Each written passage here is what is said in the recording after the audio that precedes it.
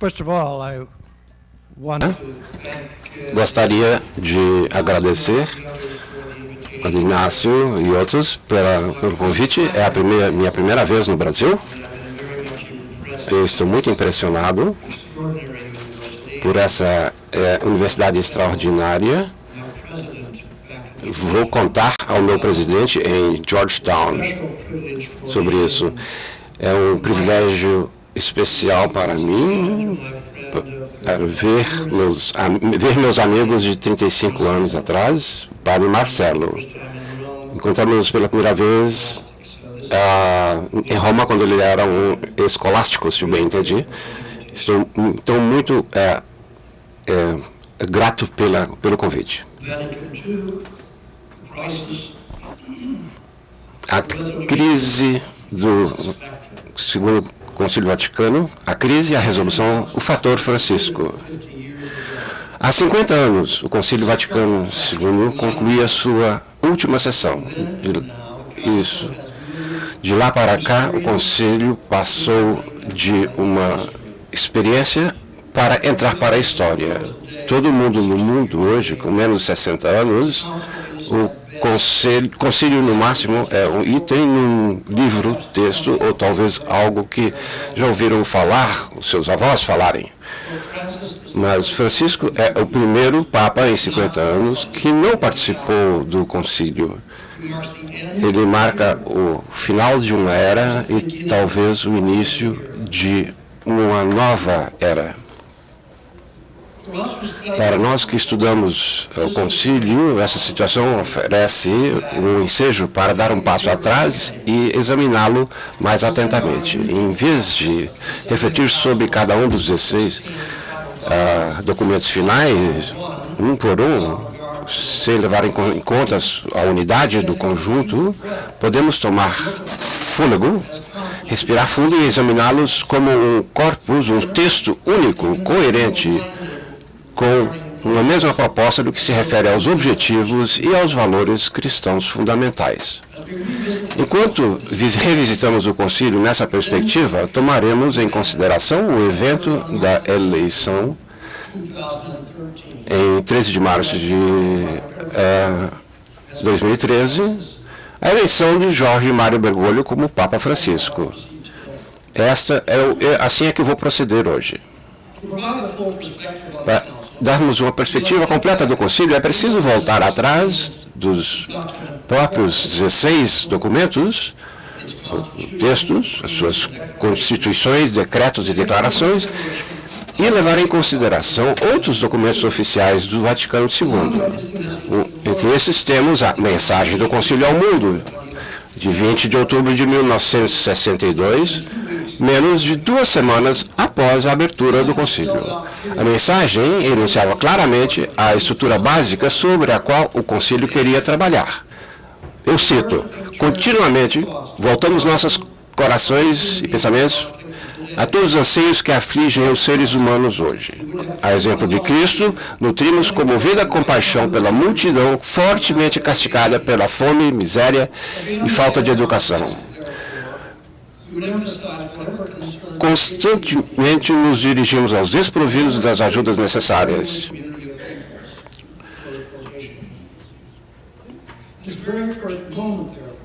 Nesse primeiro momento, o Conselho dirigiu sua atenção para fora e emitiu uma nota positiva de amor e compaixão, uma nota de reconciliação. A mensagem não caiu do céu. Quando o Papa João XXIII convocou o concílio, de maneira suave, mas firme, deu-lhe uma direção.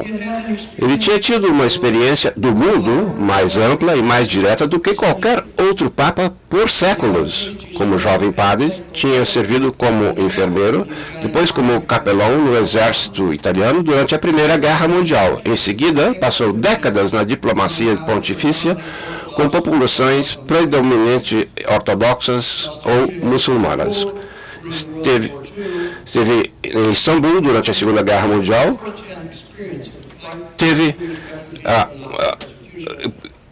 viu pessoalmente o drama dos judeus refugiados da perseguição nazista.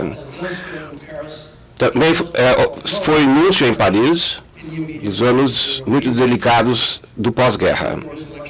Depois antes da eleição a Papa, desempenhou com distinção a função de arcebispo, tecnicamente de patriarca de Veneza. Não deveríamos nos surpreender, portanto, que já na abertura do concílio, dia 11 de outubro de 1962, ele tenha introduzido o tema da reconciliação. No discurso Gaudet Mater Ecclesia, a Mãe Igreja se alega, indicou para o concílio, mostrou para o concílio suas esperanças. Sabemos que esse discurso foi escrito inteiramente pelo Papa.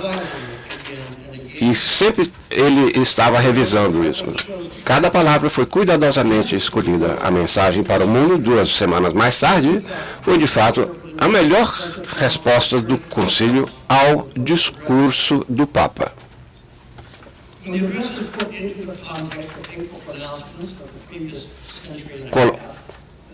Quando colocado no contexto dos pronunciamentos papais de um século e meio atrás, a força e o caráter distintivo do discurso emergem claramente. Para começar, o Papa e Concílio distanciaram-se de uma abordagem bronca ou rude e desconfiada com relação ao mundo. Tinha a esperança de que o Concílio, em citação, enfrentasse o futuro sem medo. Fechar, fim da citação. A Igreja deve lidar com ambas as realidades de maneira positiva, tanto com o que está certo como o que está errado na sociedade hoje, fazendo uso do remédio da misericórdia, mais do que de severidade, demonstrando a validade do ensino ou doutrina da Igreja e não ficar condenando.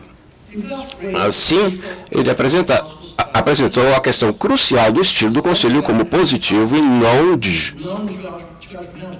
de julgamento, com caráter pastoral predominantemente. Por quê?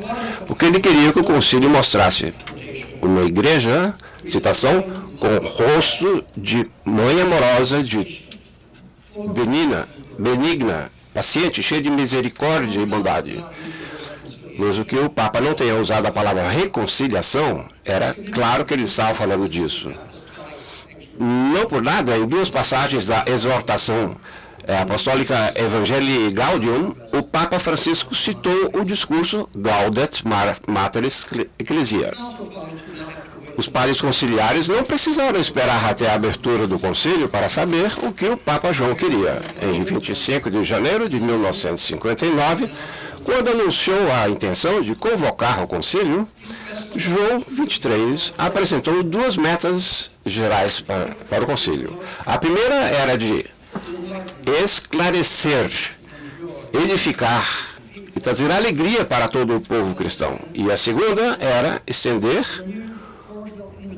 um convite renovado e cordial aos fiéis das comunidades separadas, no sentido de participarem conosco na busca da unidade e da graça que tantas almas esperam e anseiam em todas as partes do mundo. Pouco depois, ele criou a Secretaria para a Unidade dos Cristãos, constituída mais tarde como comissão de pleno direito do Concílio, com direito de criar e submeter, apresentar documentos como as outras comissões. Em palavras e atos, portanto, o Papa João, a seu modo, com compaixão, ternura, perdão e misericórdia, colocou a reconciliação como objetivo do concílio.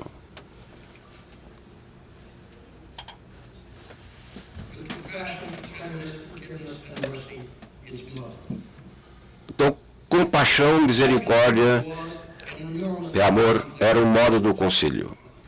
O Vaticano II foi um evento enormemente complexo. Ele não pode ser reduzido a uma palavra ou a fórmulas simplistas. Mesmo assim, nunca podemos esquecer, portanto, que os documentos do Concílio não são um amontoado de pequenas coisas separadas. Ao contrário dos anteriores, os documentos do Vaticano II formam uma unidade coerente. Alguns temas e orientações os atravessam como fios condutores. Esses temas e orientações transcendem os documentos individuais, embora derivem deles. Os documentos do Concílio, como um todo, transmitem uma mensagem maior do que à dos seus documentos considerados isoladamente. Devido à complexidade do concílio, são necessárias diferentes abordagens do concílio para acessar seu sentido. Para uma abordagem frutífera, creio eu, é focalizar duas de suas características especiais. A primeira é examinar como o concílio respondeu ou reagiu à crise do catolicismo que ele foi obrigado a enfrentar. E a segunda, como já insinuei, é examinar o gênero literário ou estilo usado na formulação dos seus decretos. Analisarei essas duas características, demonstrando sua mútua afinidade entre si e a importância do resultado. E, finalmente, lembrarei brevemente como o Papa Francisco está levando adiante o resultado do concílio. A crise da modernidade. Muitas vezes se tem dito que o Vaticano II, ao contrário dos concílios ecumênicos anteriores, reuniu-se sem a pressão de uma crise que exigisse resposta ou ação. Essa afirmação é falsa por duas razões. Em primeiro lugar, alguns concílios anteriores ocorreram sem a pressão de uma crise imediata. Em segundo lugar, mais importante ainda, o Vaticano II reuniu-se num período de profunda crise, não só para o catolicismo, mas para todas as igrejas cristãs. Era uma crise ainda mais grave por não ter sido claramente percebida como crise, ou pelo menos não claramente nomeada ou analisada. No entanto, a crise era real, abrangente e de longo alcance em suas ramificações. Era, de fato, a crise mais séria e radical da história do cristianismo. Podemos chamá-la, por falta de uma palavra melhor, de crise da modernidade. Os prelados mais perspicazes do concílio tinham conhecimento da situação. Eles, consciente ou inconscientemente, direta ou indiretamente, reagiram à crise e fizeram isso em grande parte em termos positivos, designando a situação como uma nova era de abertura da Igreja e para a humanidade toda. Foi essa consciência que definiu e justificou o esboço da encíclica Gaudium et Spes. Nos outros 15 documentos, o concílio lidou com a crise de forma fragmentada, aspecto por aspecto, mas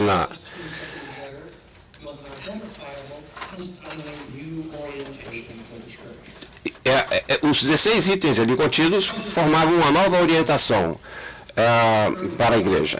A crise tinha raízes profundas na história passada, impulsionada bem cedo pela Reforma Protestante e pela assim chamada Revolução Científica, que também implicou nova concepção do universo. Ela foi seguida pela Revolução Industrial, causou enormes convulsões sociais e econômicas, especialmente no mundo ocidental. Além disso, impressionada pela Revolução Francesa e seus desdobramentos. Com seu grito por liberdade, igualdade e fraternidade, rejeitou a filosofia política clássica sobre a qual a Igreja e o Estado estavam assentados há séculos. Ao longo do século XIX, em seguida, emergiu com força total a Revolução Intelectual, que rejeitou a cosmovisão clássica, ele está se corrigindo, emergiu com força total a revolução intelectual, que rejeitou a cosmovisão clássica, marcada especial na filosofia pela volta ao sujeito, e que desenvolveu em praticamente todas as disciplinas a aplicação dos métodos e perspectivas histórico-críticas, desafiando especialmente os textos sagrados e os métodos de exegese. O impacto dessas revoluções concentraram-se no período que chamei de o longo século XIX, período este imediatamente antecedente ao Vaticano II. A Igreja, durante esta época, nos pronunciamentos oficiais, assumia invariavelmente uma atitude fortemente negativa com relação a todos os aspectos do mundo moderno. Embora gradualmente tenha suavizado suas afirmações, nunca as repudiou oficialmente. Isso só veio a mudar com o Concílio Vaticano II, quando substituiu aquela atitude de afastamento por uma atitude de reconciliação. O mundo moderno é um fenômeno tão complexo, variado, considerado quase impossível de se lidar. Por isso, vou me limitar à análise de 5 aspectos especialmente relevantes. Eles são, na ordem em que vou tratá-los: primeiro, multiculturalismo; segundo, pluralismo religioso; terceiro, radicais mudanças políticas e sociais que provocam crise de autoridade; quarto, surgimento de uma acentuada consciência histórico-crítica, agora aplicada também ao sagrado; e 5, situações culturais dos homens e mulheres de hoje.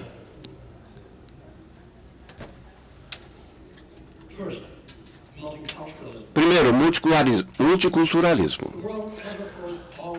O mundo, claro, sempre foi multicultural. As viagens aéreas, televisão e migrações forçadas tornaram o multiculturalismo um fato corriqueiro, aumentado intensamente desde os anos do Concílio. Além disso, nos anos 1960 e 70, o violento fim do colonialismo e a consequente animosidade contra o imperialismo cultural ocidental questionaram seriamente em que medida os missionários teriam sido agentes não oficiais de seus governos. Essa situação levantou o problema sintomático do papel da liturgia latina, quando os países recém-descolonizados exigiam o reconhecimento da dignidade e as práticas, costumes das culturas indígenas ou nativas. A igreja tinha se apresentado constantemente como católica, no sentido de abraçar todos os povos. Apesar da grande verdade dessa afirmação, o catolicismo tinha sido tão fortemente imprimido na cultura do Ocidente que parecia identificar-se com essa cultura. O catolicismo tinha um rosto ocidental.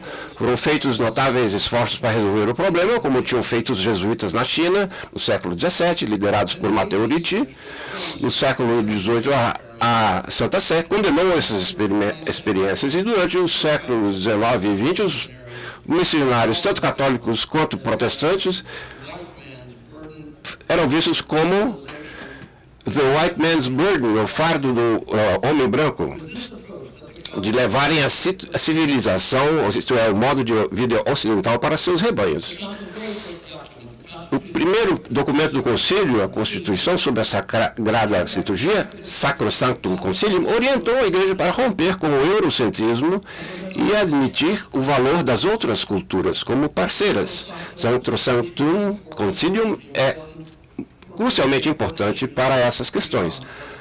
Para além daquilo que prescreve para a liturgia.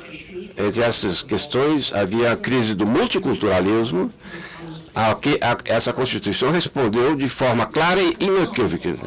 Ela dá o rumo ao Concílio quando afirma: as igrejas cultivam e procuram desenvolver as qualidades e dotes de espírito das diferentes raças e nações. Fim da citação. Admitem seus costumes, citação, para a própria liturgia, desde que harmonizados com seu verdadeiro e autêntico espírito litúrgico. Fim da citação.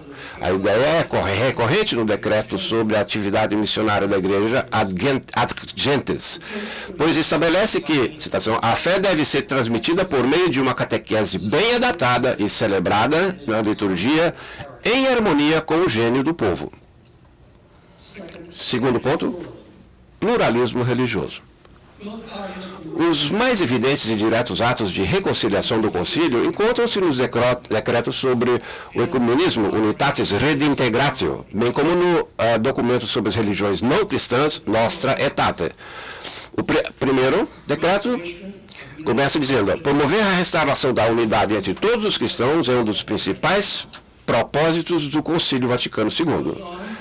Continua pedindo aos católicos que respeitem a fé daqueles que não estejam em comunhão com a igreja e propõe um processo de diálogo com eles. Tais medidas podem parecer cautelosas e mínimas, mas totalizaram uma reversão dramática, tanto na política de menosprezo e condenação das outras entidades cristãs, como na de orientar os católicos a se afastarem, tanto quanto possível, do contato com eles. Aliás, em 1928, o Papa Pio XI havia proibido na encíclica Mortalium Animus a participação católica no movimento ecumênico, que estava ganhando importância desde o início do século e tentava atrair católicos. O decreto sobre o ecumenismo sinalizou uma mudança de 180 graus. Tanto assim que uma pequena maioria, ele disse, durante e depois do concílio, denunciou-o como herético. No entanto, levando em consideração as conversas realizadas no semi-oficial e nos bastidores durante os anos 1940 e 50, o concílio aceitou o decreto com inesperada facilidade. Depois de séculos de afastamento e alienamento que pareciam somente exasperar a situação já ruim e fomentar hostilidades em nome do Deus de amor, havia chegado o tempo de buscar a convivência pacífica. O próprio Papa João XXIII havia iniciado o processo que culminou com a promulgação da Declaração Nostra Aetate. Sua grande preocupação em relação ao antissemitismo e com a responsabilidade cristã sobre o Holocausto fez com que instruísse o Concílio a considerar um documento sobre os judeus. Sem dúvida, para muitos prelados no Conselho, foi sem dúvida a crescente conscientização sobre os horrores do Holocausto que tornaram imperativa essa declaração. Mesmo assim, Nostra Aetate não desfrutou do mesmo curso fácil ocorrido com o decreto, como o decreto Unitatis Redintegratio. Houve uma oposição tão feroz que quase foi retirado da agenda. Em seus primeiros rascunhos, Nostra Aetate tratava exclusivamente dos judeus. Objeções foram logo levantadas no terreno teológico, mas também por razões políticas. A ótica do documento incitou medo nos países árabes, pois esses viam na declaração um possível passo em direção ao reconhecimento diplomático pelo Vaticano do Estado de Israel, que até aquele momento não ocorrera. O Concílio finalmente conseguiu convencê-los de que Nostra Aetate nada tinha a ver com política, e enquanto isso, exegetas e teólogos convenciam a maioria esmagadora dos bispos sobre a aceitabilidade teológica do documento. Os judeus não eram um povo amaldiçoado. Com esses problemas resolvidos, Nostra Aetate foi aprovada, mas somente depois de uma amplificação que incluísse outras religiões não cristãs, principalmente a muçulmana. A pequena minoria no Concílio, que rejeitou Unitatis Redintegratio, rejeitou também Nostra Aetate ainda mais ferozmente.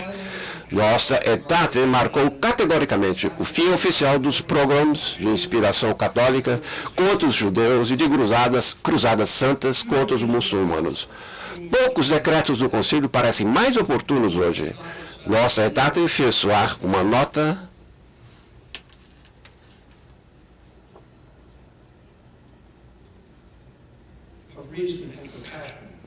de razão e compaixão, que diametralmente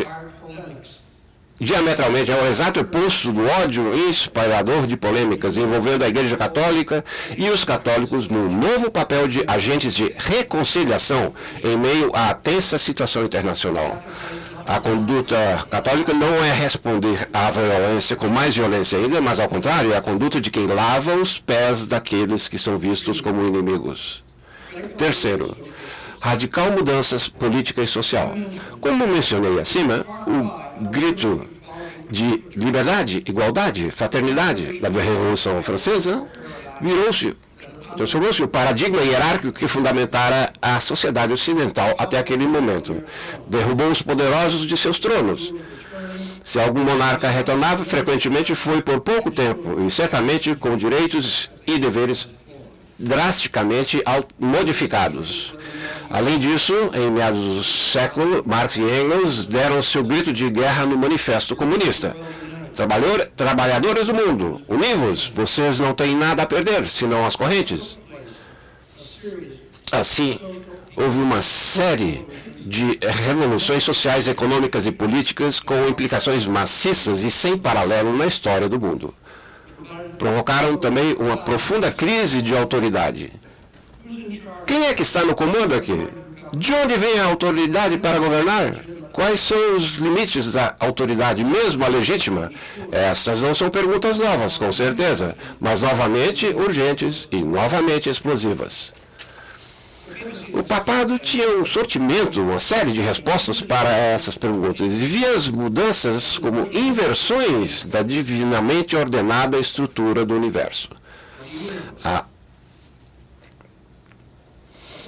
A autoridade fluía de cima para baixo, da mais alta para a mais central, e isso é uma palavra feia, mas aos poucos, principalmente desde Leão XIII, a atitude foi se modificando. Com a encíclica Rerum Novarum, de 1891, admitiu-se o direito dos trabalhadores se organizarem de forma a garantir seus direitos. Assim, o Papa Leão chocou e escandalizou a elite social da Igreja. No Natal de 1944, em seu discurso de rádio transmitido para todo mundo, foi a primeira vez que um Papa publicamente falou positivamente da democracia como uma forma política de governo, descrevendo-a como compatível com a dignidade e a liberdade dos cidadãos. No final da Segunda Guerra Mundial, o termo liberdade já fazia parte do vocabulário católico padrão, como fica evidente na emergência dos partidos democratas cristãos, que eram partidos liderados por católicos. Porém, será que essa liberdade se estende para a escolha da própria religião? O Santo Ofício negou-a veementemente. Agarrou-se fortemente ao ideal do Estado confessional, onde o Estado sustenta a Igreja até o ponto de impor limites civis aos membros das outras igrejas e religiões. A declaração do Concílio Dignitatis Humanae sobre a liberdade religiosa respondeu a essa situação, ou reagiu a essa situação, e com isso reconciliou a Igreja com o problema da liberdade de consciência, tão fundamental nas discussões modernas sobre o papel do Estado em matéria de religião. Do mesmo modo que o Nostra Aetate, esse documento, teve uma história conturbada, especialmente durante o concílio. E, assim como o Nostra Aetate, seu futuro, a um certo ponto, parecia correr tanto perigo que seus responsáveis pensaram retirá-lo da agenda. Os discussões pareciam presumir muitas vezes que a democracia seria a forma de governo mais apropriada para promover e garantir a liberdade religiosa. Estava implícita nessa concepção que a autoridade de governo não desce do alto, mas é resultado de um consentimento dado livremente. Neste caso, uma pergunta torna-se inevitável. O que significa isso para as estruturas de igreja na igreja? Estruturas de autoridade na igreja? É claro, a igreja foi divinamente fundada sobre a rocha de Pedro, cujos sucessores tinham a primazia entre todos os bispos. Isso era inquestionável e incontestável. Mas de que forma essa primazia foi exercida? Essa foi a pergunta que o Concílio comprometeu-se em responder, a questão do primado. Durante várias décadas antes do Concílio, estudiosos começaram a questionar as posições fortemente ultramontanas da história da Igreja, que predominaram durante a maior parte do longo século XIX. Esses estudiosos começaram a mostrar que, ao longo do primeiro milênio e muito além dele, a Igreja tinha, na maioria dos lugares, funcionado de uma forma sinodal, ou seja, por meio de concílios locais, com o papado intervindo apenas como árbitro final nas disputas. Livros de história da Igreja geralmente deixavam de mencionar as centenas e centenas desses concílios, todos os quais emitiam decretos vinculativos. Além disso, um estudo digno de nota, publicado em 1955, By Interior, resgatou o conciliarismo de sua categórica rejeição desde a ascensão do ultramontanismo. Ele mostrou que canonistas medievais ensinavam que a responsabilidade pelo bem da Igreja tinha sido distribuída entre vários ofícios e corporações, e que o ofício episcopal reinava ou mandava acima de todos os outros. Cada um desses ofícios possuía sua própria autoridade intrínseca, não delegada. No momento do concílio, o cenário estava pronto para a Constituição Lumen Gentium, proposta propor a doutrina da colegialidade episcopal. Essa doutrina, baseada solidamente na tradição, não era uma tentativa de democratizar a igreja, com o objetivo de torná-la mais aceitável à mentalidade moderna. Mesmo assim, a sensibilidade moderna funcionou como catalisador, trazendo à tona o ensino sobre a colegialidade e ajudando a fazer a estrutura hierárquica da igreja parecer menos com as formas mais extremas das monarquias de direito divino. O concílio propôs uma relação colegial, não monárquica, entre o Papa e os bispos. E, em seguida, propôs o mesmo para a relação entre os bispos e seus sacerdotes e entre os sacerdotes e seus rebanhos. Quarto, consciência histórica. A recuperação da doutrina da colegialidade nas décadas anteriores ao concílio salientou um afiado senso de consciência histórica e da discrepância entre o passado e o presente, como uma das características intelectuais mais salientes do longo século XIX. Essa evolução desafiou, com força aparentemente devastadora, a afirmação de que a Igreja Católica nunca muda. Os historiadores demonstraram muitos exemplos como a Igreja de fato tinha mudado e agora como ela iria lidar com isso, com esses fenômenos. Possivelmente ainda mais preocupante foi a aceitação cada vez mais ampla do livro de Darwin, Origem das Espécies, de 1859. O que aconteceu com a história de Adão e Eva e com o relato bíblico da origem da raça humana? Como salvar a autoridade do texto sagrado diante de tais críticas? Como continuar afirmando a continuidade com os tempos apostólicos diante das crescentes evidências de descontinuidade? A consciência das mudanças históricas em sua forma aguda, desenvolvida nos anos anteriores ao concílio, como elemento que abrangia a tudo e era constitutivo da crise da modernidade, foi de encontro, deu de frente com o concílio. O próprio Papa João tinha implicitamente introduzido o problema quando utilizou a palavra de adornamento, atualização, que é uma forma de mudança, como uma das principais tarefas do concílio. E é preciso reconhecer que o concílio não se esquivou do problema. A própria palavra mudança, mutatio,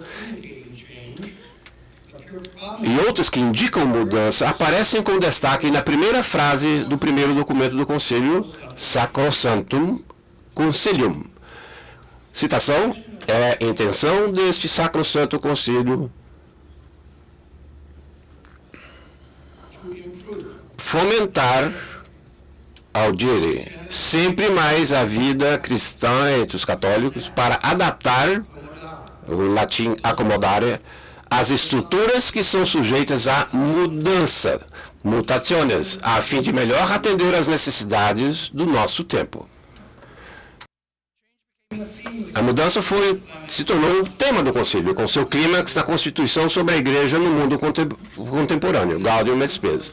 Neste documento, as palavras mudança, progresso, desenvolvimento e até mesmo evolução aparecem frequentemente, de uma forma positiva, em sentido positivo e explícito, afirmando que as disciplinas históricas modernas contribuem muito para considerar as coisas sob o seu aspecto mutável e evolutivo.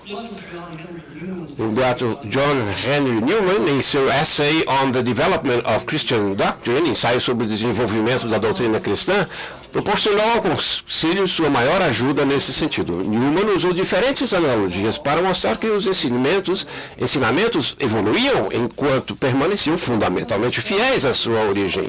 No entanto, o Vaticano II não conseguiu resolver o problema da relação entre continuidade e descontinuidade na tradição da Igreja. Mas pela primeira vez na história, um concílio tomou consciência do problema e reconheceu que a mudança é tão importante para a compreensão da tradição da Igreja quanto é a continuidade. Resolver o problema teórico da mudança dentro da continuidade estava fora da competência do concílio. O mérito do concílio foi reconciliar a Igreja com o problema, reconhecendo sua existência, considerando sua importância e fornecendo alguns exemplos de onde isso já tinha ocorrido na longa tradição da Igreja. 5. Os homens e mulheres de hoje. Embora a reconciliação permeie implicitamente os documentos do Concílio, do começo ao fim, ela emerge mais claramente na Gaudium et Spes. A propósito desse documento, devemos notar dois fatos importantes. Em primeiro lugar, o título do documento é A Igreja no Mundo Moderno. Não a igreja para o mundo moderno, nem a igreja contra o mundo moderno. Em outras palavras, o concílio reconheceu como um fato incontornável da vida que todos e cada um de nós, incluindo os membros da igreja, fazemos parte do mundo moderno. Não podemos, de forma alguma, sair dessa realidade, mesmo que queiramos. Por conseguinte, nem a igreja pode sair do mundo moderno. Em segundo lugar, pela primeira vez na história da Igreja, um documento conciliar é dirigido não somente para os membros da Igreja, mas para toda a humanidade. Como se diz, citação, o Concílio Vaticano II agora se dirige diretamente não só aos próprios filhos e filhas da Igreja, nem só a todos os que invocam o nome de Cristo, mas para todas as pessoas em todos os lugares. O concílio vê este mundo como o mundo dos homens e das mulheres, de toda a família humana, no seu meio ambiente total. O palco da história humana, marcado por sua labuta, suas tragédias e triunfos. O mundo, segundo a fé dos cristãos, criado e mantido pelo amor do Criador, libertado do pecado por Cristo, para que pudesse ser transformado de acordo com o plano de Deus e chegar ao seu pleno cumprimento. Ou consumação. Embora a relação igreja-mundo não estivesse presente na ordem do dia na abertura do concílio, ela surgiu claramente antes do final do primeiro ano.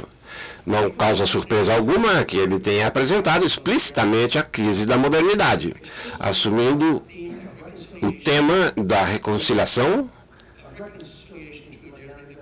com a modernidade que o Papa João tinha proposto no discurso de abertura. Além de reconhecer que a igreja é agora e sempre foi igreja no mundo e que, portanto, a igreja não está fora das crises, mas é parte constitutiva delas, constituída por elas. O documento deu um passo posterior no reconhecimento das consequências deste fato. Igreja e mundo são reciprocamente dependentes. Cotação. Citação. A igreja segue seu caminho com toda a humanidade e compartilha o amor com toda a sociedade. A Gaudium et Spes, então, elabora sobre como a igreja contribui para o mundo e depois elabora como o mundo colabora para o bem-estar da igreja. Quando o concílio endereçou a Gaudium et Spes a todas as pessoas de boa vontade, crentes ou não, estendeu a reconciliação até seus últimos limites. Gaudium et Spes, portanto, é o modo mais adequado para concluir a análise das 5 tentativas ou formas pelas quais o concílio tentou responder à crise da modernidade. No discurso de abertura de João 23 apareceu o tema da reconciliação, mas de forma discreta e bem genérica. O concílio assumiu a reconciliação como orientação fundamental e impregnou-a de alcance notável. Estendeu-a para a relação da igreja com as culturas não ocidentais, com os cristãos não católicos, com os crentes não cristãos, com a nova situação econômica, social e política do mundo moderno, com o problema da consciência histórica moderna e em seu documento final com a humanidade inteira. O estilo de discurso adotado pelo concílio. Essa é a segunda característica do concílio que eu analiso. Escrevi muito sobre isso e, portanto, posso ser relativamente breve aqui. Para compreender o curso tomado pelo concílio com relação ao estilo dos documentos, lembramos, novamente, que no dia de sua abertura, o Papa João explicitamente colocou a questão do estilo na ordem do dia.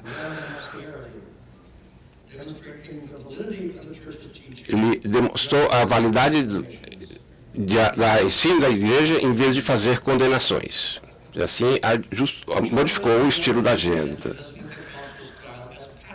Os comentaristas geralmente se satisfazem em designar o estilo do concílio como pastoral e só, o que não diz muita coisa. Não conseguem perceber as implicações profundas do novo estilo? Não percebem como o estilo afeta e muitas vezes até determina o conteúdo. Forma e conteúdo são inseparáveis e reciprocamente influentes.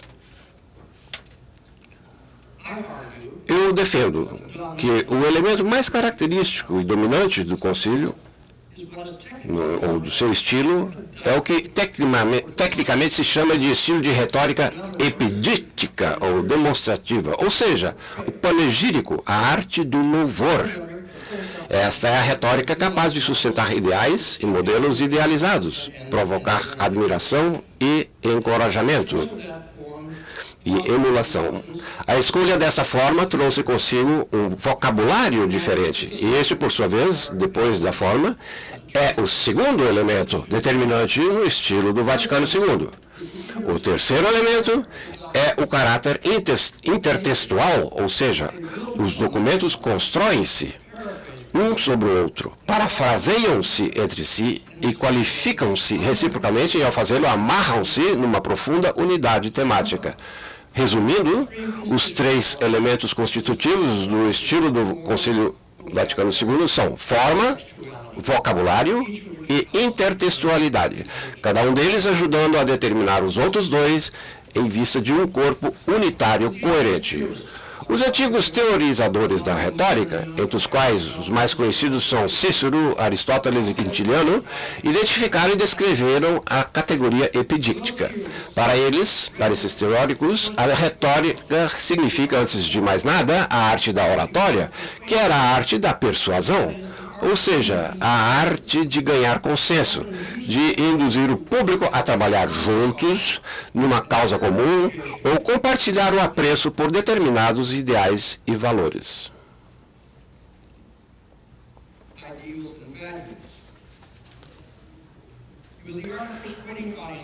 É a arte de persuadir o público e reconciliar diferenças em vista de algo maior. Nesse sentido, a retórica era a arte da reconciliação. Epidíctico é um nome fantasia para algo que experimentamos no dia a dia, embora aqueles que o usam nem sempre estão cientes da antiga teoria retórica. Nós a encontramos, por exemplo, em algumas homilias na igreja e certamente em todos os elogios fúnebres ou necrológicos e em cada discurso patriótico. Não é nada esotérico. Como aquele homem que não sabia que tinha falado em prosa toda a sua vida, os prelados do Vaticano II não sabiam que estavam escrevendo em estilo epidítico. De acordo com a instrução do Papa João XXIII, eles procuraram evitar condenações, queriam mostrar a igreja em termos positivos e atraentes.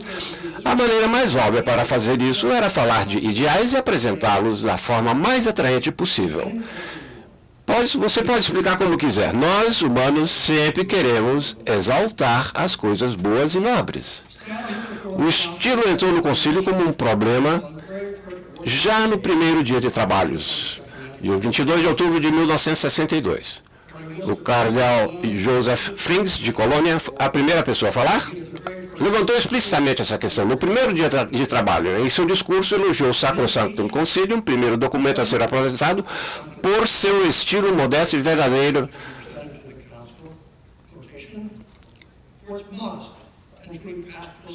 Por seu estilo modesto e verdadeiramente pastoral, cheio da Sagrada Escritura e dos padres da Igreja. Suas palavras deram o tom, como mostraram os acontecimentos subsequentes. Os prelados sabiam que para obter-se uma abordagem positiva, seria necessário abandonar, ou pelo menos mudar radicalmente a forma da maior parte dos projetos que eles tinham elaborado. De algum modo, eles perceberam que isso significava abandonar ou modificar radicalmente a forma de falar de todos os concílios anteriores. Diante disso, precisamos saber que concepção os concílios anteriores tinham de si mesmos. Mesmo que tenha havido concílios importantes antes de Nicéia, o primeiro concílio ecumênico em 325, podemos tomar este como paradigma. É procedente dizer que quando o imperador Constantino o convocou, o viu, de certo modo, como um equivalente eclesiástico do Senado romano, e que o Senado romano fazia era emitir leis e promulgar sentenças em casos criminais de alto nível. O Senado preocupava-se com a ordem pública no Império. Nicéia preocupava-se com a ordem pública dentro da Igreja, seja com relação ao próprio ensino, seja com relação à própria disciplina, especialmente a disciplina do clero. Nicéia, portanto, promulgou leis prescrevendo ou proibindo comportamentos e inquiriu a causa contra Ário, acusado do crime eclesiástico de heresia. Leis invariavelmente implicam penalidades para quem não as cumpre e sentenças negativas em crimes levam sanções ainda mais pesadas.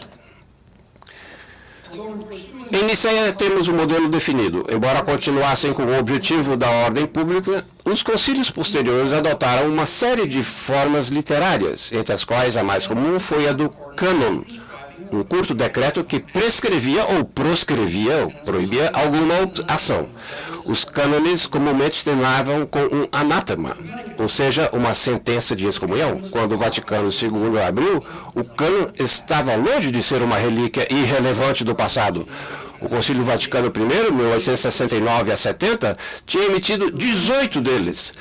Somente o Sínodo Romano, convocado pelo Papa João em 1960, considerado frequentemente como um ensaio geral para o Vaticano II, emitiu 755 cânones.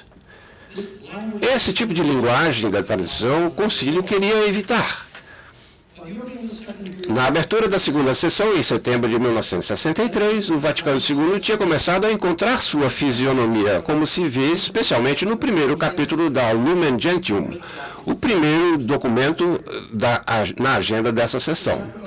O capítulo praticamente transborda com imagens da Igreja e dos seus membros que sugerem fecundidade, dignidade, abundância, bondade, refúgio, acolhimento, comunhão, ternura, compaixão e cordialidade. Ele representa, portanto, uma dramática ruptura com o legalístico e até polêmico estilo dos concílios anteriores e dos manuais de teologia.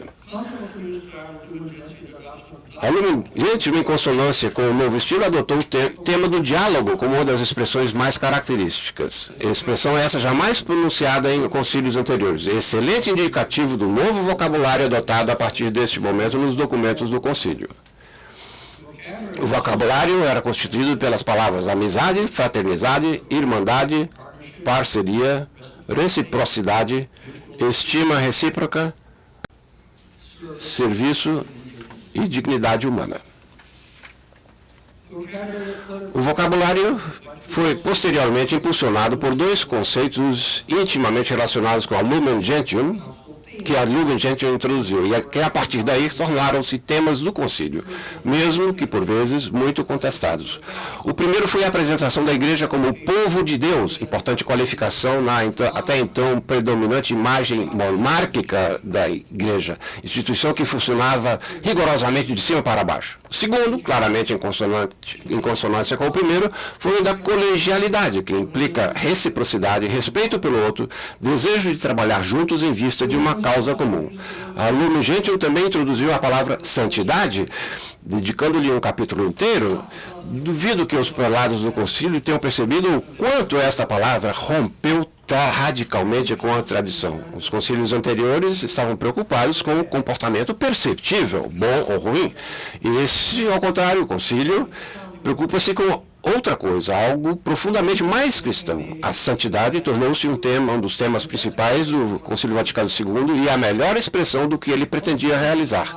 Uma vez que a santidade foi permitida no vocabulário, a consciência teve que vir logo atrás. Outra surpreendente ruptura com a tradição dos concílios do Vaticano II estava no caminho de uma nova definição do que é um concílio. A adoção da retórica epidíctica teve importante repercussão teológica. Ela predispôs o concílio a favorecer uma teologia mais encarnada que escatológica, uma teologia mais propensa a sublinhar a bondade da criação e da encarnação do que os mistérios obscuros do pecado original e da expiação. Uma teologia mais próxima a Tomás de Aquino do que de Martinho Lutero, que lembra mais os padres da Igreja do Oriente do que Santo Agostinho, mais inclinada à reconciliação com a cultura humana do que ao afastamento dela. Nessa teologia, a graça não é estranha à natureza, mas harmoniza-se com ela. De alguma maneira, se reconcilia com ela. A graça aperfeiçoa a natureza, como costumamos dizer. A adoção da forma epidíctica, como significou para os documentos do concílio, quando vistos como uma unidade, como um corpo coerente, um chamamento para uma significativa atitude de mudança, valores de mudança e, consequentemente, para comportamentos de mudança da parte dos católicos, especialmente dos líderes da Igreja. Desse modo, prescrevia que a Igreja assumisse um certo estilo, um estilo que revelasse sua mais profunda e genuína personalidade, um estilo que irradiasse bondade, paciência, misericórdia e bondade, fazendo ecoar as lindas palavras do Papa João.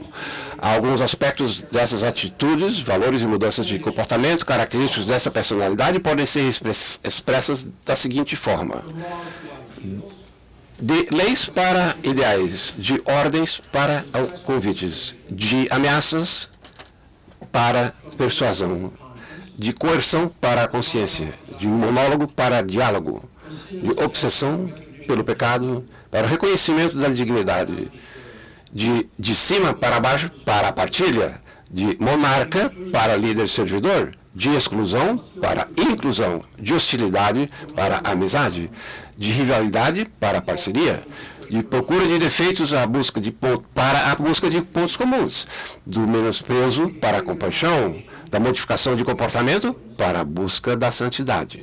Em suma, de afastamento para a reconciliação.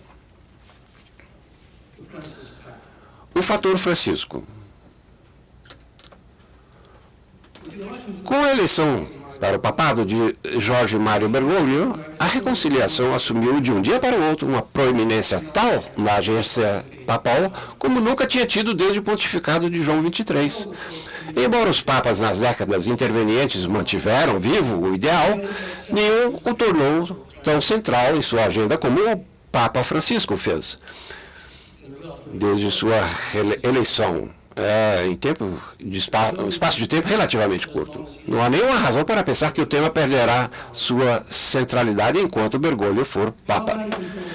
Enquanto o Vaticano II estava acontecendo, Bergoglio era um jovem jesuíta na distante Argentina. Tudo que ele conheceu, aprendeu sobre o Concílio Vaticano II foi, na melhor das hipóteses, de segunda mão. No entanto, suas palavras e feitos como Papa indicam que ele interiorizou plenamente as orientações básicas do Conselho. Pode ser que a sua não participação tenha se tornado efetivamente uma vantagem. Pode-se argumentar que seus antecessores nunca conseguiram livrar-se plenamente das batalhas travadas durante o Conselho. Francisco estava livre dessas batalhas e dessas memórias. Ele parece nos pedir para dar um passo atrás, deixar de lado as memórias das guerras litúrgicas, guerras culturais, guerras doutrinárias e outras guerras com as quais nos ocupamos nos últimos 50 anos. E, para agora, voltar nosso olhar para fora, para o mundo pós-moderno. O modo como Jorge Mário Bergoglio tornou-se a pessoa que é, já foi objeto de uma série de estudos. Ele mesmo tem falado abertamente sobre o quanto ele mudou e evoluiu ao longo dos anos. Por mais fascinante que possamos achar o desenvolvimento da sua história de vida, ela é menos importante do que o tipo de pessoa que ele acabou sendo e o tipo de igreja da qual ele espera ser um exemplar vivo. Ele estabeleceu um modelo enquanto arcebispo de Buenos Aires, sobretudo no diálogo com o rabino Abraham Skorka. Na história da igreja, nenhum outro papa se tinha sentado com um não cristão para conversar cara a cara sobre os credos religiosos de cada um. A conversa, e nenhum arcebispo fez isso mais efetivamente. A conversa com o Rabino Skorka não foi um simples encontro, mas durou meses e cobriu uma variedade de questões. Foi um diálogo genuíno.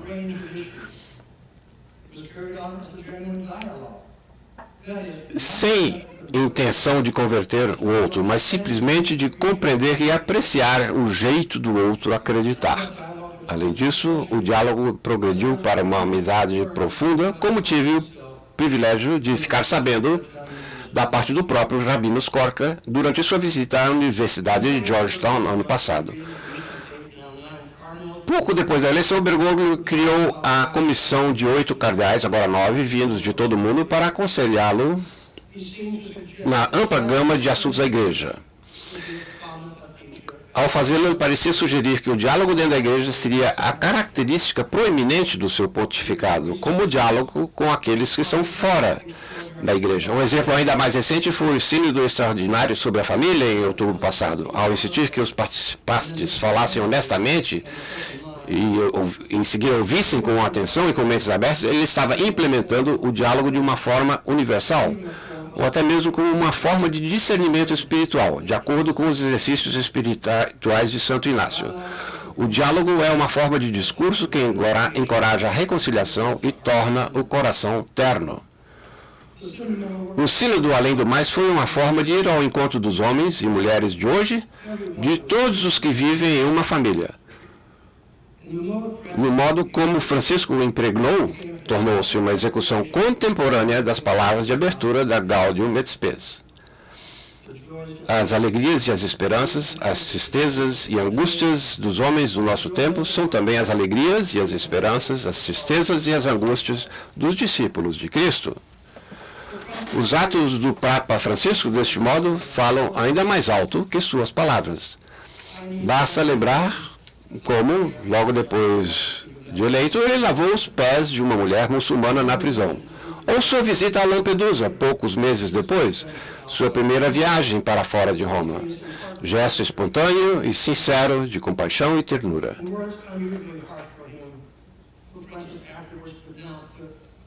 Pouco depois, ele condenou a indiferença do mundo em relação à tragédia de Lampedusa. Nunca tenham medo de ternura, disse aos sacerdotes. Institui um novo ano santo da misericórdia. Nessas e inúmeras outras maneiras, o Papa está nos mostrando como devemos revisitar o Vaticano II. Num mundo devastado pela discórdia, guerras, ameaças de proliferação nuclear, blogs vomitando ódio,